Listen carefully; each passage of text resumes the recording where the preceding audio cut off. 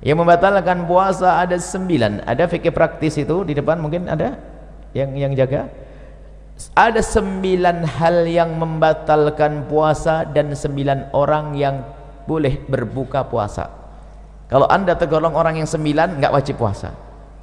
Nanti ada setelah ini 9 hal yang membatalkan puasa. Yang pertama adalah mudah dihafal, nanti langsung cara yang menghafal pun sudah saya tata.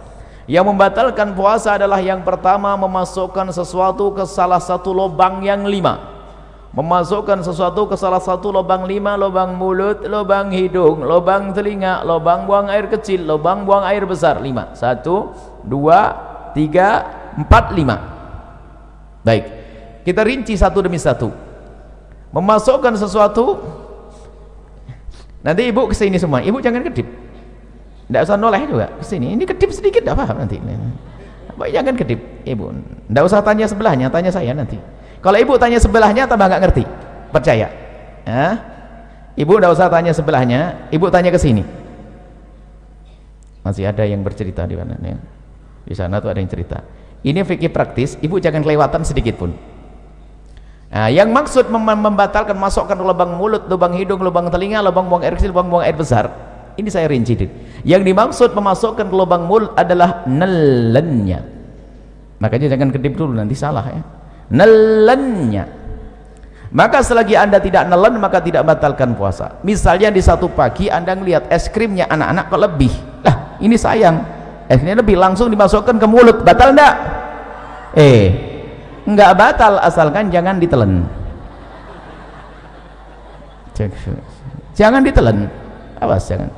Enggak ada yang berbeda, tanya ulama manapun sama, enggak ada. Enggak batal asalkan jangan di permen masukkan permen. Batal enggak? Enggak batal asalkan jangan ditelan. Sudah selesai. Sebab yang membatalkan nelennya. Tapi makruh, iseng banget ya, tambah sakit hati es krim masukkan mulut siang hari bulan Ramadan.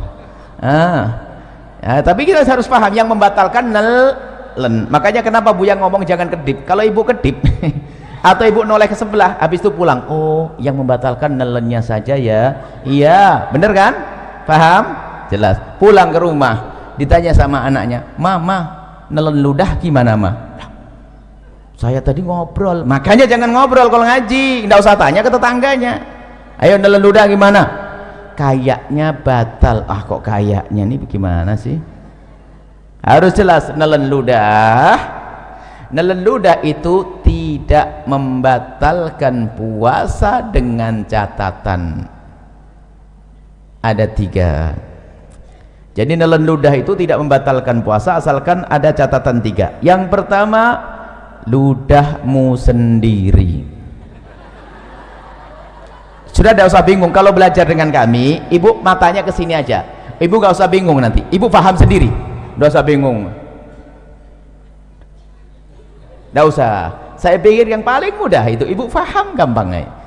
Yang pertama, ludah ditelan itu tidak membatalkan puasa asalkan ludah ibu sendiri. Ludahnya orang lain batal ya, masa ludahnya orang ini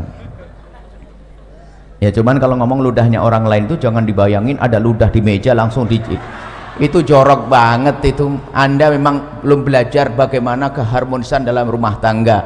Ya mungkin sekali seorang suami kalau ciuman kan nggak batal puasa, tapi kalau tertukar lidah suami sama istri ya gitu loh. Contohnya yang indah, contoh kok jorok banget.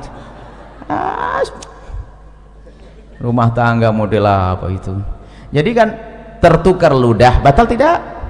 Batal karena bukan ludahnya sendiri. Jadi kalau ludah orang lain batal. Yang kedua, ludah ditelan tidak membatalkan puasa asalkan ludah masih ada di dalam mulutnya. Tapi kalau ludah itu ibu iseng mulai pagi sampai siang dikumpulkan di gelas,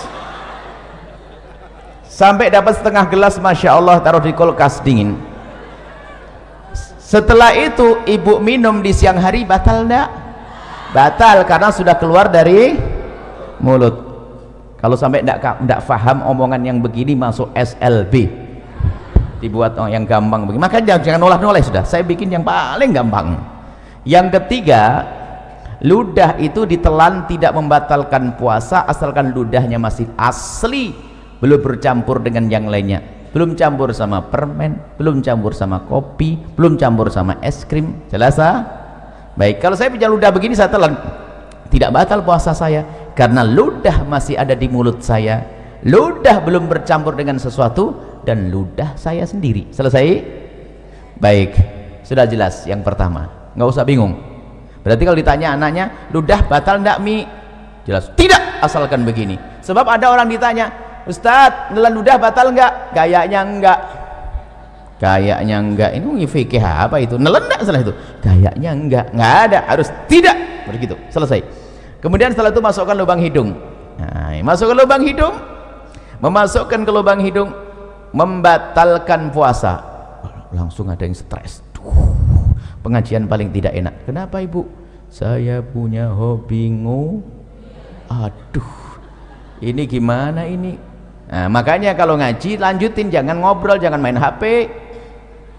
Ngaji main HP ketinggalan dengan ngobrol sama Tuhan. Nah, yang dimaksud membatalkan puasa, memasukkan sesuatu ke lubang hidung adalah jika sesuatu itu telah kita masukkan sampai kepada batas yang seandainya yang kita masukkan itu air, kita akan merasakan panasnya gerak bagian atas, ya nak? Kalau kita masukkan air panas ya bagian atas. Maka kalau kita masukkan sesuatu ke lubang atas sampai bagian atas yang panas, itulah maka batal puasa kita. Tapi kalau kita masukkan sesuatu masih lubang bawah, itu tidak membatalkan puasa. Maka kami sampaikan kepada semuanya kabar gembira bagi yang suka hobi, bahwa ternyata ngupil tidak membatalkan puasa. Selesai. Cuman jangan di depan umum, malu lah ya, ditutup lah. Selesai. Paham atau belum? Saya sambung bab wudhu dulu. Wudhu berkumur batal enggak? Ibu kumur, ya Allah, ibu ini baru Ustadznya belum pindah. Ibu kalau berkumur batal enggak? Nah, asalkan airnya jangan di gitu aja kok pusing nih, ngapain sih ngajinya bagaimana ini? Saya belum pergi. Kumur sunnah bahkan, bukan. Jadi ibu kalau bulan Ramadan tetap kumur ya, hukumnya sunnah. Coba batal enggak? Berarti omongan saya salah enggak tadi? Masukkan satu ke lubang mulut tidak batal asalkan jangan di selesai. Baru gamblang. Ada ibu yang bengong kok enggak batal masukin permen ya, kok enggak batal masukin permen ya, kok enggak batal. Makanya ngaji yang benar sekarang. Wong kumur sunnah kok. Baik, kalau kumur biarpun berpuasa. Kemudian saya kasih ilmu lagi. Kalau anda lagi berkumur di bulan Ramadan, kemudian sudah anda buang airnya, maka anda jangan ragu lagi. Biarpun ada rasa dingin-dingin itu dimaafkan. Asalkan waktu anda membuang air kumur tadi, anda buang 100%. Nggak ada yang ditahan sedikit pun. Kalau ada ditahan batal. Tapi dibuang, sisa dingin itu nggak ada masalah. Pasti ada sisa dingin karena apa? Air. Selesai ya? Sama di dalam berwudu istinsak, memasukkan air ke dalam hidung ya sekedarnya, jangan sampai ke derajat tempat yang panah. Itu adalah tidak membatalkan, hukumnya tetap sunnah. Baik, kalau masukkan untuk kumur sunnah, tapi masukkan es krim makruh, tapi sama-sama tidak batal puasa. Masukkan es krim makruh, asalkan jangan ditelan, tidak batal. Masukkan kumur air wudu sunnah. Baik, apa perbedaannya dua-duanya? Kesamaannya sama-sama tidak batal, perbedaannya kalau kecelakaan. Jadi begini ibu, kalau ibu lagi berkumur wudu, tak taunya ada petir jeder begitu kok ketelen, itu rezeki, nggak batal. Karena apa? Ibu menjalankan perintah lalu ketelen. Diperintahkan, sunnah itu kan diperintahkan, paham ya? Tapi masukkan es krim diperintahkan enggak? Nah, berbeda kalau ibu lagi main-main rapkan ilmu, kata Buya nggak batal masukkan es krim. Baru masukkan es krim, nginjak kucing digigit, ketelen, batal. Main-main, ngapain es krim masukin mulut? Jelas ya? Baik, ini yang pertama, masukkan mulut, lubang hidung, selesai. Masukkan suatu ke lubang telinga. Lubang telinga bagian mana sih? Lubang telinga itu bagian dalam. Bagian dalam bagaimana? Bagian dalam lubang telinga itu yang batal kalau kita masukkan sesuatu ke lubang tersebut. Lubang dalam adalah lubang yang tidak bisa dijangkau oleh jari kelingking ini. Tapi kalau masih kelingking begini, ini luar. Kalau anda begini kan gatal, anda korek dengan jemari kelingking, tidak batal. Tapi kalau pakai korok kuping masuk ke dalam, batal. Selesai. Ini dalam madhab kita Imam Asy-Syafi'i radhiyallahu ta'ala anhu. Baik, selesai. Lubang depan, lubang belakang. Mohon maaf, ini majelis mulia, agar tidak dirubah menjadi majelis guyonan. Kami himbau kepada para asatidz sekalipun, kalau masuk wilayah-wilayah seperti ini harus waspada. Sebab kalau majelis dijadikan majelis guyonan, akan dicabut berkahnya majelis. Memasukkan suatu ke lubang depan, misalnya seorang laki-laki, mohon maaf, lubang kemaluannya ditetesin air, batal. Atau seorang ibu pakai obat, dimasukkan obat ke dalamnya, obat anti keputihan segala macam, batal. Atau mohon maaf nih, seorang wanita di saat hendak mensucikan diri dari bekas buang air kecil, maka wahai para wanita, hendaknya cukup digosok dengan perut jemari ini. Kalau digosok dengan perut jemari ini sekuat apapun, maka ini masih bagian luar dan tidak batal. Tapi kalau mohon maaf, kalau jemari yang dibelokkan begini masuk ke wilayah dalam, batal puasanya. Maka Allah sudah maha tahu cara mensucikan, cukup dengan perut jemari, tidak usah kena ragu-ragu. Ini biasanya santri yang setengah ngajinya itu ragu-ragu, kena was-was, pengen dimasukkan ke dalam, batal puasanya dan bikin penyakit kotor. Cukup dengan perut jemari, sekuat apapun ini bagian luar, asalkan dengan perut jemari, dibersihkan dengan perut jemari, itu bagian luar, tidak batal puasanya. Jangan sampai gara-gara dengar omongan saya nanti pada nggak bersih diri dari buang air kecil, kacau nanti. Bersihkan dengan perut jemari, selesai. Kemudian untuk lubang belakang sama, bersihkan dengan perut jemari. Kalau ada dibelokkan begini, batal, dimasukkan dengan perut, dengan jemarinya. Selesai, itu yang pertama. Yang kedua, yang membatalkan puasa adalah muntah dengan sengaja. Muntah dengan sengaja. Kalau orang muntah tidak sengaja nggak batal. Hamil muda muntah, naik kendaraan mabuk muntah, tiba-tiba masak sesuatu bau muntah, nggak apa-apa, nggak batal.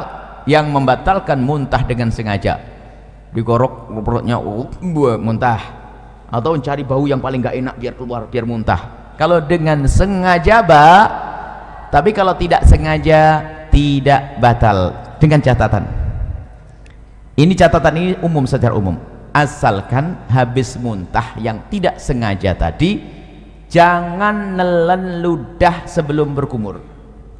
Kalau nelen ludah habis muntah, ludahnya ditelan, batal puasanya. Kenapa begitu? Ini pemahamannya kembali yang pertama tadi. Muntahan dari dalam perut kita itu najis lewat tenggorokan ke mulut. Berarti mulut kita kenapa? Kena najis. Najis itu cara mensucikannya dengan air, bukan dengan ludah. Maka kalau kita meludah 1000 kali biarpun mulut bersih, tetap najis. Maka cara membersihkannya mulut yang terkena najis, cukup ambil air bersih seperti ini, umur, selesai. Maka bagi yang kok muntah tanpa sengaja di siang hari, maka bulan Ramadan, maka bergegaslah mengambil air, jangan telan ludah dulu. Kalau memang meludah, dibuang ludahnya sampai ketemu air, berkumur. Setelah anda kumur sekali, boleh setelah itu ludah ditelan. Kenapa? Karena ludah ditelan menjadi batal puasa kalau habis muntah tadi sebelum berkumur, karena ludahnya sudah tidak murni lagi kayak pertama tadi. Ingat, karena ludah sudah bercampur dengan najis. Selesai ya, mudah dihafal. Yang pertama masuk ke satu ke lubang 5, yang kedua adalah muntah dengan sengaja, mirip muntah dengan itu satu paket. Kemudian yang kedua dan yang ketiga, yang ketiga dan keempat yang membatalkan puasa, yang ketiga adalah berhubungan, bersenggama biarpun tanpa keluar air mani. Cukup bersenggama, seorang suami mohon maaf memasukkan kemaluannya ke istri biarpun baru sebentar lalu ditarik, itu membatalkan puasa. Biarpun sebentar, biarpun tidak keluar mani. Kami hanya membahas urusan suami istri. Bagaimana dengan zina? Sama, zina batal puasa. Naudzubillah. Menggauli kambing batal puasa. Cuman tidak dibahas di sini karena apa? Ya itu orang-orang bukan ahli iman itu, ya enggak? Kita bicara yang halal. Memasukkan bersenggama biarpun tanpa keluar mani, senggama yang sengaja. Ukuran membatalkan bagi seorang suami sederhana. Mohon maaf ini majelis mulia, Jika seorang suami sudah memasukkan semua wilayah kepala kemaluannya, kepalanya saja, ke wilayah wanita, batal puasanya. Tidak harus semua batang kemaluannya, tapi cukup kepalanya saja sudah batal. Awas, ini harus paham di sini, hati-hati. Kemudian bagi seorang wanita berbeda. Kalau wanita tidak harus semua kepala kemaluan suami, tapi cukup kemasukan sedikit saja sudah batal. Kemasukan sedikit sudah batal. Masuk bab yang pertama tadi. Masuk yang pertama tadi, membatalkan suatu, masukkan suatu dengan sengaja. Maka saya ingatkan balik yang pertama. Mohon maaf, wahai para wanita, dicium suami tidak membatalkan puasa. Seorang suami, mungkin suamimu adalah orang yang sangat genit, sering cubit-cubit, gak batal puasa. Termasuk jika suamimu memegang wilayahmu, wahai para wanita, tidak batal puasa. Dengan catatan, asalkan jemarinya tidak dimasukkan. Kalau jemarinya dimasukkan dan anda membiarkan, batal puasa anda. Mohon maaf, ini majelis mulia, tolong diangkat wibawa supaya tidak jadikan bahan guyonan. Kemudian setelah itu, yang ketiga kan bersenggama biarpun tanpa keluar mani. Yang keempat adalah keluar mani dengan sengaja biarpun tanpa senggama.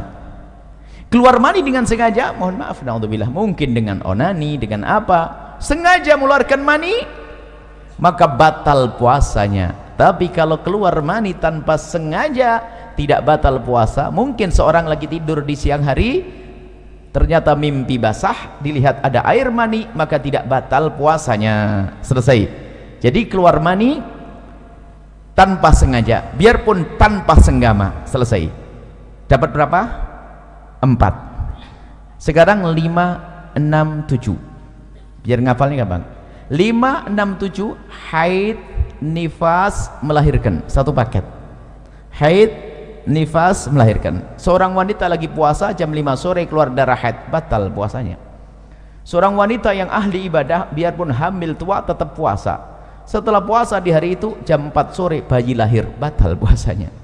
Melah ya nih. Yang pertama adalah haid, yang keempat 5 haid, 6 nifas, 5 melahirkan. Hafalannya harus jelas ini ya.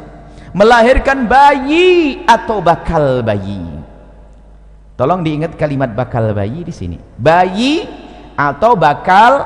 Kalau bakal bayi itu apa? Keguguran. Jadi kalau keguguran batal enggak? Batal enggak? Hah? Iya, jangan kaget digituin saja sudah berubah. Kan sudah ngomong bayi atau bakal bayi. Kalau kata bidan, aduh sabar, berarti batal puasanya. Selesai? Dapat 7. Yang ke-8 sendiri.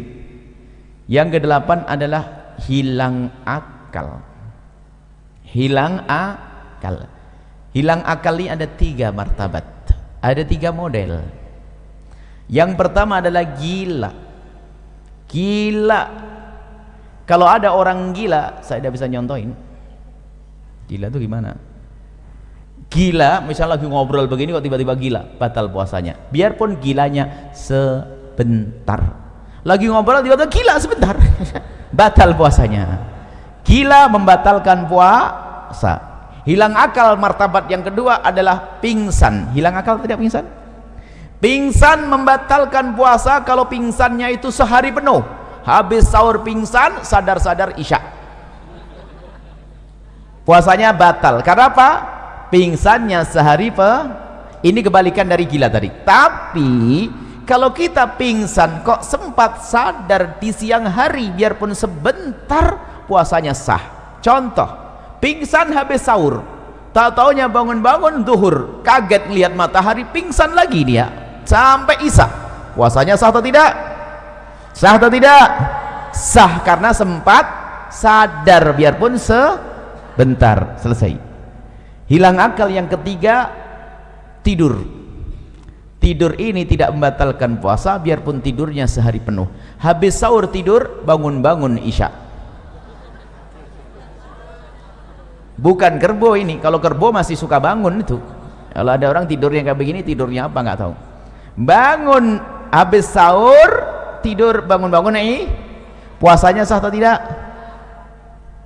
Sah atau tidak? Ya sah lah bu. Ini kan bukan bab sholat ibu, ini bab puasa. Kalau bab sholat lain cerita nanti ya. Lah kalau orang tidur beneran ya sholatnya nggak dosa kok. Orang tidur tuh termasuk udurnya sholat kok. Cuman ya keterlaluan, masa ada orang tidur kayak begitu. Baru sholatnya dikodok nanti. Tapi yang nggak sah itu sengaja, saya mau tidur nggak mau sholat. Nah ini nggak bener. Orang namanya tidur, ada tidur berapa tahun, 350 tahun ada kok, ya kan? Baik, jadi tidur tidak membatalkan puasa. Sama-sama hilang akal ya, harus paham. Hilang akal ada 3 model. Yang ke-9 adalah murtad. Murtad itu misalnya mengatakan Nabi Muhammad bukan Nabi, atau ada Nabi setelah Nabi Muhammad, atau Quran bukan wahyu dari Allah, atau merendahkan syiar, merendahkan adzan, merendahkan puasa, merendahkan haji, merendahkan surga, merendahkan neraka. Itu murtad, keluar dari iman. Kalau orang murtad langsung batal puasanya. Saya urai dari yang pertama. Setelah itu jangan mikir lagi setelah itu apa yang membatalkan. Yang membatalkan hanya 9. Yang pertama, masukkan satu ke lubang 5. Kedua, muntah. Seiring ya, muntah huruf usar masih di sini kan, lubang 5 kan sini, 1, 2, 3, 4, 5, muntah masih di sini. Yang kedua muntah. Yang ketiga dan keempat, bersenggama dan keluar mani. Bersenggama tanpa keluar mani. Yang keempat, keluar mani biarpun tanpa senggama. Hafal? Hafal belum? Kalau tidak hafal, tidak dilanjutin ini. 5, 6, 7 haid, nifas, melahir. Yang ke-8 hilang akal. Selesai. Hilang akal ada 3 model. Yang ke-9 apa? Murtad. Selesai, jangan mikir lagi setelah itu. Nah, kalau nanti ada yang bertanya, yang jawab temannya. Baik, saya coba, saya uji, saya tes.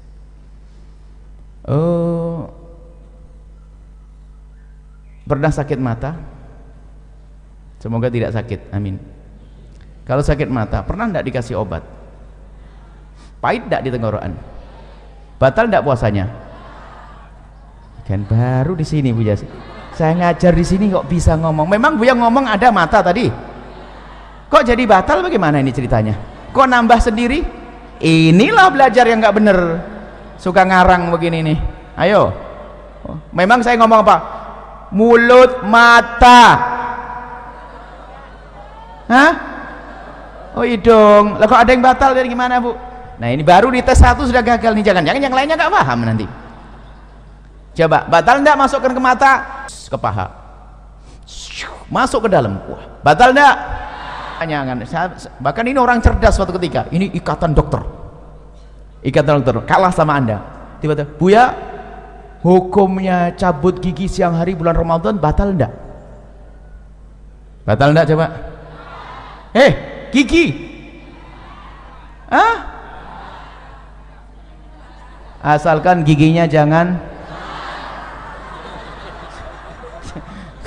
Lah kok bingung gitu aja. Asal giginya jangan ditelan. Selesai.